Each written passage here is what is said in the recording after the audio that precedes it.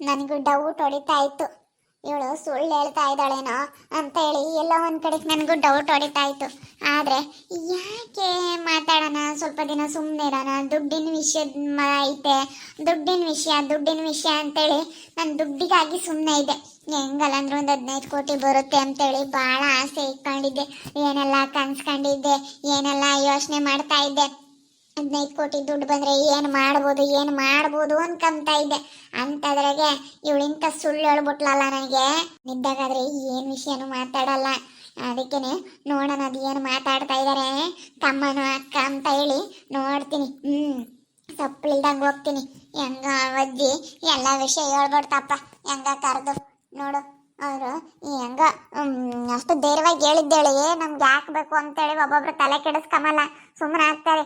ಬೇರೆಯವ್ರ ಮನೆ ವಿಷಯ ನಮ್ಗೆ ಏನಕ್ಕಪ್ಪ ಅಂತೇಳಿ ಸುಮ್ಮನೆ ಆಗ್ತಾರೆ. ಅಂಥದ್ರಾಗ ಅಜ್ಜಿ ಕರೆದು ಇರೋ ವಿಷಯ ಹೇಳಿರೋದೇನು? ನನಗೆ ಡೌಟು.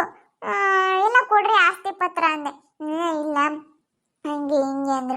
ಅದೆಲ್ಲ ಐತೆ ನೋಡಿರಿ, ನೋಡ್ಕೊಂಬ್ರೆ ಅಲ್ಲಿಗೆ ಹೋಗೋಕ್ಕಾಗಲ್ಲ, ಅಲ್ಲಿ ಕಳ್ಳೆ ಬೆಳೆದೈತೆ, ಹಂಗೆ ಹಿಂಗೆ ಅಂತ ಹೇಳಿದಕ್ಕೆಲ್ಲ ಹಿಂದೆ ಕೇಳಿದ್ರು.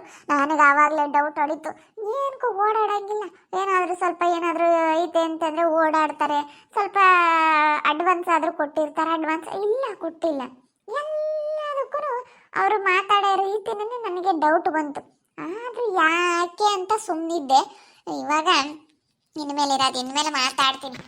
ಇನ್ಮೇಲೆ ಅಂತ ನಾನು ಸುಮ್ಮನಿರೋದಿಲ್ಲ ಬಿಡು, ನಾನು ಮಾತಾಡ್ತೀನಿ. ನೋಡೋಣ, ಸಪ್ಪಳಿಲ್ದಂಗೆ ಹೋಗ್ತೀನಿ, ಸೌಂಡ್ ಮಾಡಲ್ಲ, ನಿಶಬ್ದವಾಗಿ ಹೋಗಿಬಿಟ್ಟು ಅದೇನು ಮಾತಾಡ್ತಾ ಇದ್ದಾರೆ ತಮ್ಮನ ಅಕ್ಕ, ನಾನು ಇದ್ದಾಗ ಮಾತಾಡಲ್ಲ, ನಾನು ಇಲ್ಲೇ ಇರೋ ಟೈಮ್ನಾಗ ಏನು ಮಾತಾಡ್ತಿರ್ತಾರೆ ಅನ್ನೋದೆಲ್ಲ ತಿಳ್ಕೋಬೇಕು. ನಾನು ಹೋಗ್ತಾ ಇದ್ದೀನಿ ಅಂತ ಅವ್ರಿಗೆ ಗೊತ್ತಾಗಬಾರ್ದು. ಮೆಲ್ಲಗೆ ಹೋಗ್ತೀನಿ. ಹೇಳೋದು ಕೇಳಿದ್ರೆ ನಾನೆಲ್ಲಪ್ಪ ಹಿಂಗೆ ನಂಬ್ಕೊಂಡು ಬಂದೆ, ದೇವರೇ ಪರಮಾತ್ಮ ಅನಿಸುತ್ತೆ ನನಗೆ.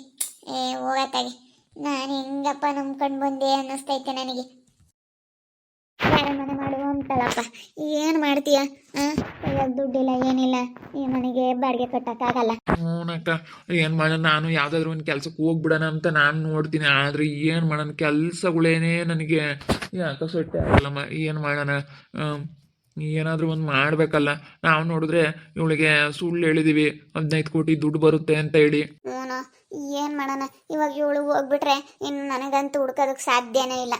ಇವಳು ಹೋಗಿದ್ದಾಳೆ ಅಂತಂದರೆ ಯಾವುದೇ ಕಾರಣಕ್ಕೂ ನಾವು ಏನು ಮಾಡೋಕ್ಕೂ ಆಗಲ್ಲ. ಇಷ್ಟೇ ನಿನ್ನ ಜೀವನ ಅಂತ ನೀನು ತಿಳ್ಕೊಬೇಕು. ಇವಳಿಗೇನಾದರೂ ಈ ವಿಷಯ ಗೊತ್ತಾಗ್ಬಿಟ್ರೆ ನಿಲ್ತಾಳೇನೋ. ಅವಳು ಇವಾಗ 15 ಕೋಟಿ ದುಡ್ಡು ಬರುತ್ತೆ ಅಂದಿದ್ದಕ್ಕೆ ಇಲ್ಲಿಗೆ ಬಂದಿರೋದು ನಾನು ಹೇಳ್ದಂಗೆ ಕೇಳ್ಕೊಂಡು. ಅವನಕ್ಕ ಹಂಗೆ ಆಗಿರೋದು. ಏನು ಮಾಡೋದಪ್ಪ, ನನಗಂತೂ ಏನು ಮಾಡಬೇಕು ಅಂತ ಗೊತ್ತಾಗ್ತಾ ಇಲ್ಲ ಅಕ್ಕ. ಮೋಹಿನಿ ಇವಾಗ ಎಲ್ಲಿಗೆ ಹೋದ್ಲು? ಹಿಂಗೆ ಸುಮ್ಮನೆ ಹಿಂಗೆ ಓಡಾಡ್ಕೊಂಬರಕ್ಕೆ ಹೋಗೋಳು. ಬೆಳಗ್ಗೆಯಿಂದ ಒಳಗೆ ಇದು ಬೇಜಾರಾಗೈತಾ, ಹಿಂಗೆ ಹೋಗವಳೆ ಓಡಾಡ್ಕೊಂಬರ್ತೀನಿ ಅಂತೇಳಿ. ಇನ್ನು ನಾನು ಅದಕ್ಕೆ ಸಮಾಧಾನ ಮಾಡ್ಕೊಂಡು ಅವಳು ಹೇಳ್ದಂಗೆ ಕೇಳ್ಕೊಂಡು, ನನಗೆ ಎಷ್ಟು ಸಿಟ್ಟು ಬರುತ್ತೆ ಅವಳು ಮಾತಾಡೋದಕ್ಕೆ. ಆದ್ರೂ ನಾನು ಸಮಾಧಾನ ಮಾಡ್ಕೊಂಡು ಬೇಡ ಮಾತಾಡಬಾರ್ದು ಅಂತೇಳಿ ನಿನಗೋಸ್ಕರ ನಾನು ಎಷ್ಟು ಇದು ಮಾಡ್ತೀನಿ ಗೊತ್ತೇನೋ. ಭಾಳ ನಿನ್ನಂತೂ ನಾನು ನಿನಗೋಸ್ಕರ ಕಣ ಮಾಡೋದು, ಏನು ಮಾಡಿದ್ರು. ಹೋಗ್ಲಿ ಬಿಡು, ಹೆಂಗ ಅವಳು ಇಲ್ಲ ಟೈಮ್ದಾಗೆ ಹಿಂಗೆ ಮಾತಾಡ್ಬೋದಕ್ಕ. ಅವಳಂತೂ ಅದೇ ಆಸೆ ಇಟ್ಕೊಂಡವಳೆ. ಹಂಗೆ ಏನಾದರೂ ಸ್ವಲ್ಪ ಅಡ್ವಾನ್ಸ್ ಬಂದೈತೆ, ಸೊ ಇಲ್ಲಾಂದರೆ ಸ್ವಲ್ಪನೇ ಕೊಡ್ತಾರೆ ಅಂತ ಅವಳಿಗೆ ನಾನು ಒಂದು ಮಾಡ್ಬೇಕು. ನಾನು ಚೆನ್ನಾಗಿ ದುಡಿದ್ರೆ ಅವಳಿಗೆ ಅದೆಲ್ಲ ಏನು ದೊಡ್ಡದಲ್ಲ ಅಕ್ಕ. ನನಗೆ ಅವಳಿಗೆ ಬೇಕಾಗಿರೋಂಥ ಸೀರೆ ಒಡವೆ ಎಲ್ಲ ಕೊಡಿಸ್ಬಿಟ್ರೆ ಸಾಕು, ಅಷ್ಟಕ್ಕೆ ನಂಬ್ಕೊಂಡಿದ್ಬಿಡ್ತಾಳಕ್ಕ ಅವಳು, ಅಲ್ವಾ? ಇವಾಗ ಒಂದು ರೇಷ್ಮೆ ಸೀರೆ, ಒಂದು 10,000 ರೂಪಾಯಿ ರೇಷ್ಮೆ ಸೀರೆ ಕೊಡ್ಸೋಕ್ಕೂ ನನ್ನ ಹತ್ರ ನನಗೆ ಆಗ್ತಾ ಇಲ್ವಲ್ಲ ಅಂತ ಅನ್ನಿಸ್ತೈತೆ. ಈಗ ಏನು ಮಾಡೋದಕ್ಕ? ಅವಳಿಗೇನಾದ್ರೂ ಗೊತ್ತಾಗ್ಬಿಟ್ರೆ ಈ ವಿಷಯ, ಅವಳು ನಮ್ಮನ್ನು ಕೇಳ್ಬಿಟ್ರೆ ನಾನು ಏನು ಆನ್ಸರ್ ಮಾಡಲಿ ಅನ್ನಂಗೆ ಆಗ್ಬಿಟ್ಟೈತೆ. ಅಷ್ಟು ಸುಲಭವಾಗಿ ಆಗಲ್ಲ ಕಣಮ್ಮ ಅದೆಲ್ಲನ. ನೀನು ನೋಡಿದೆಯಲ್ಲ, ಏನಾದರೂ ರೈಲ್ವೆ ಅಂತಂದ್ರೆ ಒಂದೊಂದು ಕಡೆ ತೆಗೆದು ಬಿಟ್ಟಿರ್ತಾರೆ, ವರ್ಷಾನುಗಟ್ಲೆ ಟೈಮ್ ಇಳಿತೈತೆ. ಅದು ಅಲ್ಲಿಂದ ಬೇರೆ ಮಾಡ್ಕೊಂಬರ್ಬೇಕು. ಊರ್ಲಿಂದ ಬ್ಯಾಂಗ್ಳೂರಿಂದ ಇಲ್ಲಿಗೆ ಐತೆ, ಅಲ್ಲಿಂದ ಬೇರೆ ಮಾಡ್ಬೇಕಣಮ್ಮ, ಆಗಲ್ಲ. ಸಖತ್ತು ದೂರ. ರೈಲ್ವೆ ಅಂತಂದ್ರೆ ಏನು ಸುಮ್ಮನೆನಾ? ಎಷ್ಟು ವರ್ಷ ಆಗುತ್ತೆ ಗೊತ್ತೇ. ಅದೆಲ್ಲ ಸರ್ಕಾರಿದು ಎಲ್ಲ ನಡಿಬೇಕಂತಂದ್ರೆ ಯಾವುದೇ ಆಗಲಿ, ಒಂದು ರೋಡ್ ಆಗಿರ್ಬೋದು, ಒಂದು ಏನೇ ಆಗಿರ್ಬೋದು, ಗೌರ್ಮೆಂಟಿಂದ ಏನಾದರೂ ಒಂದು ಕೆಲಸಗಳೆಲ್ಲ ಆಗ್ಬೇಕಂತಂದ್ರೆ ತುಂಬ ಲೇಟ್ ಆಗುತ್ತೆ. ಯಾವುದು ಸಡನ್ನಾಗಿ ಆಗಲ್ಲ, ತುಂಬ ದಿನ ಬೇಕು ಕಣಮ್ಮ. ಅದೆಲ್ಲ ನಿಧಾನವಾಗಿ ಆಗ್ತೈತೆ, ಪ್ರೊಸೆಸ್ ಎಲ್ಲ ಇತ್ತೆ ಅಂತೇಳಿ ಹಿಂಗೆ ಹೇಳ್ಕೊಂಡು ಸ್ವಲ್ಪ ಹಿಂಗೆ ಮೂವ್ ಮಾಡ್ತಾ ಬರಬೇಕು. ಈಗ ಸ್ವಲ್ಪ ಹಿಂಗೆ ಅಂತ ಹೇಳಿ ಏನೋ ಒಂದು ಹೇಳಬೇಕು ಅಲ್ಲ ಕಣ. ನನಗೇನ ಅವಳಿಗೆ ಒಂದು ಹುಡುಗಿನೂ ಆಗಿದ್ರೆ ಹೋಗ್ತಿರ್ಲಿಲ್ಲ ಕಣ, ಎಲ್ಲೂ ಹೋಗ್ತಾ ಇರ್ಲಿಲ್ಲ. ಫಸ್ಟ್ ಹಂಗಂತ ಹೇಳಿದ್ಲಪ್ಪ, ಅದು ಏನೋ ಸಡನ್ ಆಗಿ ಹಿಂಗಾಗ್ಬಿಡ್ತು. ಹಂಗೆ ಅನ್ಕೊಂತೀನಿ ನಾನು. ಎಷ್ಟೆಲ್ಲ ಇದು ಮಾಡ್ತೀನಪ್ಪ, ಯಾಕೋ ಹಂಗೆ ಆಗ್ತಾನೇ ಇಲ್ಲ. ಏನು ಮಾಡೋದು? ನಾವು ಅನ್ಕೊಂಡಿದ್ದೀವಿ ಒಂದು ಆಗದೆ ಒಂದು ಬಿಡಕ್ಕಾತಾಗೆ, ಏನು ಮಾಡೋಕ್ಕಾಗುತ್ತೆ. ಒಟ್ಟಿನಲ್ಲಿ ಅದು ಬೇಗ ಬೇಗ ಆಗಲ್ಲಮ್ಮ ಕೆಲಸಗಳೆಲ್ಲನ ಅಂತೇಳಿ ಹಿಂಗೆ ಹೇಳ್ತಾ ಬರೋಣ ಅಷ್ಟೇ. ತುಂಬ ವರ್ಷಗಳು ಬೇಕು ಅದೆಲ್ಲ ಯಾಕಂದರೆ ಅಲ್ಲಿ ಇನ್ನೂ ತುಂಬ ದೂರ ಐತೆ. ಒಟ್ಟಿನಲ್ಲಿ ಅಳತೆ ಮಾಡಿ ಎಲ್ಲ ಕಲ್ಗಿಲೆಲ್ಲ ಹಾಕವ್ರೆ.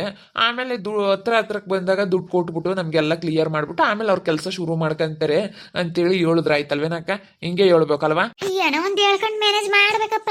ಇಲ್ಲಿವರೆಗೂ ತಳ್ಕೊಂಡು ಬಂದಿದ್ದೀವಿ, ಹೆಂಗೋ ಒಂದಿಷ್ಟು ಹೇಳ್ಬೇಕು. ಏನು ಮಾಡೋಣ? ನಾನು ಈಗ ಅವಳ ಹತ್ರ ಅಂತೂ ಆ ತನ್ವಿ ಹತ್ರ ಜಗಳ ಮಾಡ್ಕೊಂಡು ಹಿಂಗೆ ಆಗ್ಬಿಡ್ತು. ಅದಕ್ಕೆ ಇವಳ ಹತ್ರ ಆದ್ರೂ ಸಮಾಧಾನ. ಈಗ ಇವಳನ್ನಾದ್ರೂ ನಮಗೆ ಒಟ್ಟಿನಲ್ಲಿ ಇವಳನ್ನ ಪ್ರೀತಿಯಿಂದ ಆದರೂ ಹೊಲಿಸ್ಕೋಬೇಕು. ಪ್ರೀತಿಯಿಂದ ಆದರೂ ಇವಳನ್ನ ಹೊಲಿಸ್ಕೊಂಡು ಏನೋ ಒಂದು ಚೆನ್ನಾಗಿ ಇಟ್ಕೊಳ್ಳೋದು ನೋಡ್ಬೇಕು. ಅವಳು ಹೇಳ್ದಂಗೆ ಕೇಳ್ಕೊಂಡು ನೀನೇ ನಮಗೆ ಇದಮ್ಮ, ನೀನೇ ದೊಡ್ಡಿದು ಅಮ್ಮ. ಒಟ್ಟಿನಲ್ಲಿ ಏನೋ ನಮ್ಮನ್ನು ಬಿಟ್ಟು ಅವಳಿಗೆ ಹೋಗೋದಕ್ಕೆ ಮನಸ್ಸೇ ಬರಬಾರ್ದು. ವಿಷಯ ಗೊತ್ತಾದ್ರೂ ಸಾಕಪ್ಪ, ಇಷ್ಟರಲ್ಲೇ ನಾನು ಚೆನ್ನಾಗಿರ್ತೀನಪ್ಪ ಇವ್ರ ಜೊತೆ ಅಂತ ಮನಸ್ಸು ಬರ್ಬೇಕು ಅವಳಿಗೆ.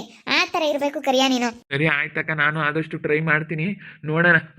ನಾನು ಚೆನ್ನಾಗಿರ್ಬೇಕು ಮೋಹಿನಿ ಜೊತೆ ಅಂತೇಳಿ ತುಂಬ ಆಸೆ ಪಟ್ಟಿದ್ದೀನಿ. ನೋಡೋಣ ಹಿಂಗಾಗುತ್ತೆ ಅಂತೇಳಿ. ನಾನು ತುಂಬ ಚೆನ್ನಾಗಿರೋದಕ್ಕೆ ತುಂಬ ಪ್ರಯತ್ನ ಪಡ್ತೀನಿ. ಏನಾಗುತ್ತೆ ಏನು ಎತ್ತ ಅಂತೇಳಿ ನೋಡೋಣ. ನಾನಿವ ಸದ್ಯಕ್ಕೆ ಅವಳಿಗೆ ಬರುತ್ತೆ ಅಂತಲೇ ಹೇಳ್ತಾ ಇರಬೇಕು. ನೀನು ಹಂಗೆ ಹೇಳ್ತಾ ಇರು, ನೀನು ಅಡ್ಜಸ್ಟ್ ಮಾಡ್ಕೊ. ನೀನು ಬೇಗ ಸಿಟ್ಟು ಬಂದ್ಬಿಡುತ್ತೆ ಯಾವುದೊಂದು ವಿಷಯದಲ್ಲೇ ಆಗಲಿ. ನಾನು ಹೇಳ್ದಂಗೆ ಕೇಳಲಿಲ್ಲ ಅಂತ ನೀನು ಹೇಳ್ದಂಗೆ ಕೇಳಲಿಲ್ಲ ಅಂತಂದ್ರೆ ನೀನು ಬೇಗ ಸಿಟ್ಟು ಬಂದ್ಬಿಡುತ್ತೆ. ನಾನು ಹೇಳ್ದಂಗೆ ಕೇಳಲಿಲ್ವಲ್ಲಪ್ಪ ಇವಳು ಅಂತೇಳಿ ತುಂಬ ಸಿಟ್ಟು ಮಾಡ್ಕೊಬಿಡ್ತೀಯ. ಇಂಥ ಒಂದು ವಿಷಯದಲ್ಲಿ ಮಾತ್ರ ನೀನು ಸಿಟ್ಟು ಮಾಡ್ಕೊಬೇಡ. ಸ್ವಲ್ಪ ಸಮಾಧಾನದಿಂದ ಸುಧಾರಿಸ್ಕೊಂಡು ಅವಳು ಹೇಳ್ದಂಗೆ ಕೇಳ್ಕೊಂಡು ಚೆನ್ನಾಗಿತ್ಕೊಂಡು ಹೋಗು. ಆಮೇಲೆ ಹೆಂಗೋ ಆಗುತ್ತೆ. ಅದಕ್ಕೇನೆ ಒಂದಲ್ಲ ಒಂದಿನ ಗೊತ್ತಾಗುತ್ತೆ. ಆದರೂ ಅಲ್ಲೇವರೆಗೂ ಅವಳು ನಮ್ಮ ಹತ್ರ ಪ್ರೀತಿಯಿಂದ ಇರಬೇಕು ಅಷ್ಟೇ. ಚೆನ್ನಾಗಿದ್ರೆ ಆಮೇಲೆ ಅವಳು ನಾನು ಆ ವಿಷಯ ಗೊತ್ತಾದ್ರೆ ಬೇಡಪ್ಪ ನನಗೆ ಇಂಥ ಪ್ರೀತಿ ಸಿಕ್ಕಿದ್ರೆ ಸಾಕು ಅನ್ಬೇಕು ಅವಳು ಅಷ್ಟೇ. ಹಂಗಿರುವನಕ್ಕ ಅಷ್ಟೇ. ಪ್ರೀತಿಯಿಂದ ಏನು ಬೇಕಾದ್ರೂ ಗೆಲ್ಬೋದಕ್ಕ.